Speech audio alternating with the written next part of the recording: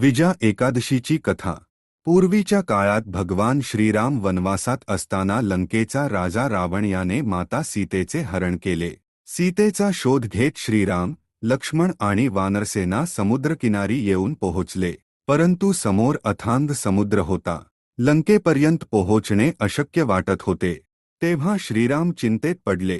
त्यावेळी लंकापती रावणाचा भाऊ विभीषण श्रीरामाच्या शरण आला. त्याने श्रीरामांना एक उपाय सांगितला.